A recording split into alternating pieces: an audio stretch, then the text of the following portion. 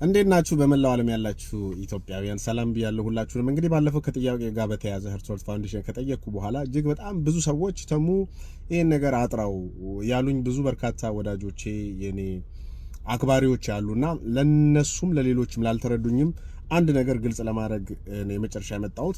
ለማንኛውም ብዙ ሰዎች ምንድነው ጥያቄ ጠይቀህ ተመለሰልህ፣ በዛው ታጠፍ፣ ገንዘብ ተከፈለ ወይ ምናምን መሰል ነገር ተብሏል። እነዚህ በሙሉ እኔን አይመለከቱም። እኔ ለማንም እዚህ ምድር ላይ በህይወት እያለው አፌን አላከራይም። ማንም በገንዘብ እኔን አይገዛኝም። ለወደፊትም ገዝቼዋለሁ የሚል ካለ ደግሞ ኤኒ ታይም መምጣት ይችላል ማለት ነው። ወንድ የሆነ ጎበዝ ጀግና የሆነ ለተሙ ከፍየው ነው አፉን የገዛው የሚል ድርጅትም ሆነ ግለሰብ በተጨባጭ መረጃ ይዞ ከመጣ ያንን ማድረግ ይችላል ማለት ነው። እንደማይመጣ ግን 100 ሳይሆን ሚሊዮን% እርግጠኛ ነኝ። አንደበት አይከራየም ልላችሁ ነው። ከዛ በተረፈ ጥያቄ እንግዲህ እንደምታውቁት 8000 ሰው ባለበት ላይቭ ላይ እዛው ጠይቅ ያለው የተመለሰልኝ እዛው አይታችኋል። ህዝቡ የራሱን ይወስዳል። ይሄ ተሙ ብቻ ጠይቆ ተሙ ብቻ ኦዲተር ይዞ መጥቶ ፖሊስ ፍርድ ቤት ይዞ ብቻውን የሚጋፈጠው ነገር አይደለም። አንድ ላይ የምንረዳዳው ነገር እንጂ። ስለዚህ ያንን ሁሌም ካሁን በኋላም ጥያቄ ስለሚኖር ድርጅትም ሆነ ግለሰብ ሲመጣ እንደዛ ነው መቀጠል ያለበት። ስለዚህ እኔ ማንም ገንዘብ ሊከፍለኝ አይችልም። ጥያቄ ጠይቄ ያለው እዛ ላይ ላይቭ ላይ ነበርነው አይታችኋል። የተመለሰው መልስ አይታችኋል። ህዝቡ ነው የሚወስደው። እኔ ይሄ ነው ብዬ እኔ ራሴ ፍርድ መፈርድ ሰው አይደለም።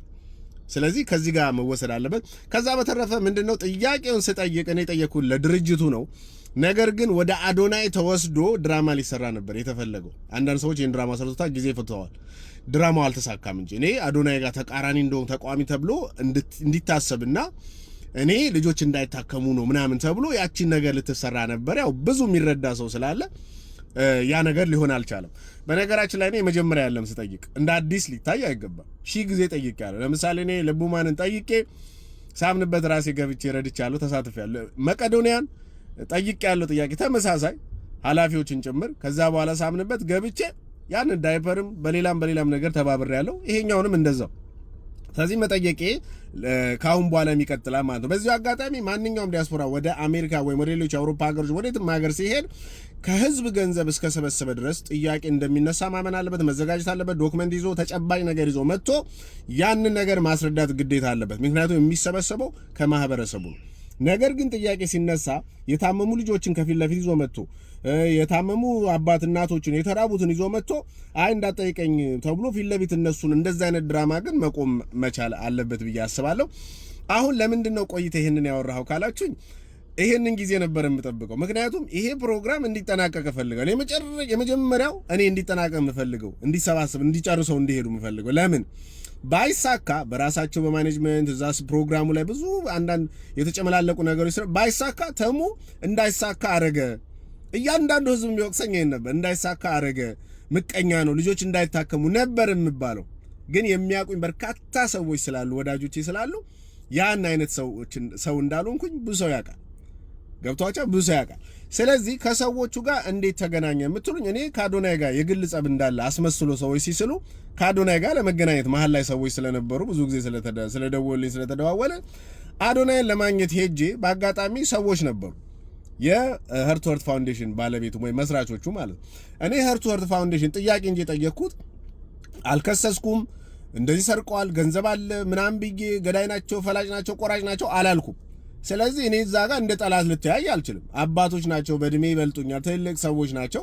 በጊዜው አግኝተው ሰላም ሲሉኝ እንደዚህ ሲያወሩኝ እንደዚህማ እንዳትለኝ አልባልም። ያደግንበትም አይደል እኔ ሳርግ እንደዛ አላደጉ። ጥያቄ ነው። ስቲል ምንም የተለየ ነገር የለም እስካሁን ደቂቃ። ይሄ የራሴ አቋም ነው። ነገር ግን መገናኘት እንዴት ተብሎ ህዝቡ በመውሰዱ አልፈርድም። በዚሁ አጋጣሚ ስለታየ አግሪ አርጋሃል ተብሎ ነው የሚታሰበው። እኔ ግን እንደዛ አይደለም። ስለዚህ የነበረው ነገር አንዳንድ ሰዎች የሰሩት ነገር አለ፣ ጊዜ ፈተዋል። እዚሁ ዲኤምቪ ላይ ነገሩን ቀይረው ብዙ የተሰራ እኔ ግን አምኜበት ነው የሄድኩት። በጣም ወረስቱ መርጬ ነው የሄድኩት እንጂ እንደዚህ የተለያየ ነገር እንደሚሰራ አውቃለሁ፣ ሶሻል ሚዲያ ላይ ስላለው ማለት ነው። እና ካሁን በኋላም ቤተሰብ ሁልጊዜም ቢሆን መጠየቅ መለመድ አለበት። አሁን ህዝቡም እየለመደ ይመጣል፣ እየለመደም ነው። ካሁን በኋላም ለሚመጡ ድርጅቶች ይሄ ነገር እንደዛ ይሆናል ብዬ አስባለሁ። በጣም የታዘብኩት ብዙ ነገር አለ። በሌላ ቪዲዮ ብዙ የታዘብኳቸው ግለሰቦች አሉ። ብዙ የታዘብኳቸው አብሮኝ የበሉ የጠጡ ሰዎች እኔን በመጥፎ ለማሳልና እኔን ለማስመታት የሄዱበት ጉዳይ ብዙ ማስፈራራቶች፣ በርካታ ነገር አንድ ሰው አጠገቤ እንኳን እንዴት ሊሆን ቻለ እንዴት የተፈጠረ ያለኝ እኔ የአቋም ሰው ነኝ።